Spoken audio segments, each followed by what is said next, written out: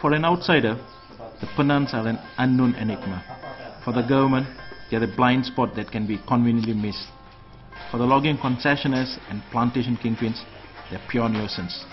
However, for those who know them, they are shy and sensible people with a ready smile with plenty of love for the forest.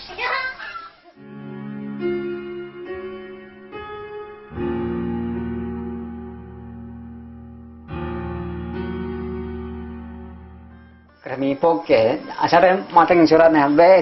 have 2 other children studying in Longsan. They are staying in the school's hostel, but they too are eager to come back home. They are not interested in studying. Martin is one of a few Penans who has his own farmland. It is located about an hour's walk from his village. And when he goes off to tend his farm, he takes his whole family with him. That includes his wife and his 2 children. Martin, who is 30, has planted some fruit trees and vegetables in his farm. He also goes hunting in the jungle regularly to supplement his farm produce. Whenever there is a short supply, he can always rely on the other Penans to share with him what they have.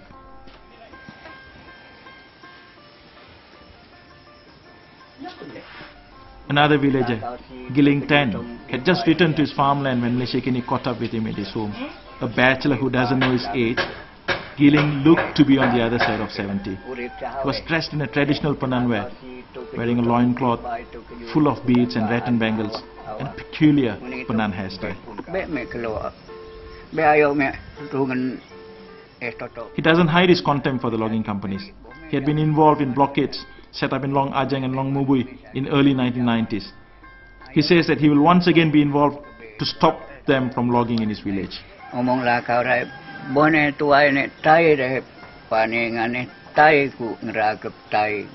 will not act in a violent manner.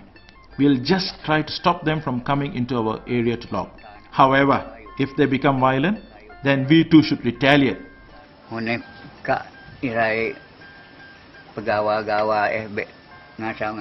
Giling looks healthy and steady for his advanced age, something which he attributes to the fact that he lives in the jungle. However, Giling is not the oldest person in the village. That record will have to go to Toy Bayan and his wife Sarah Abeng.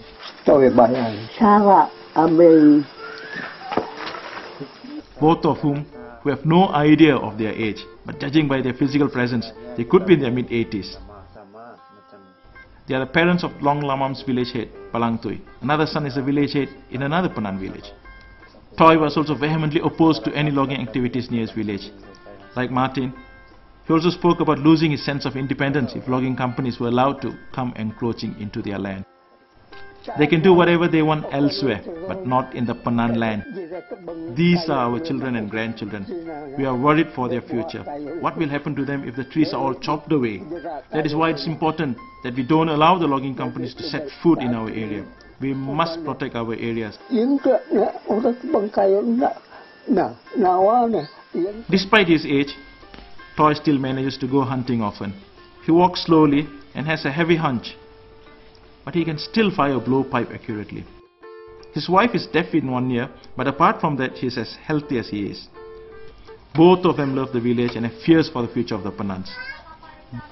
After the interview, both of them walked back to the windowless house, climbing up onto the house on stilts, on a ladder made out of a coconut trunk.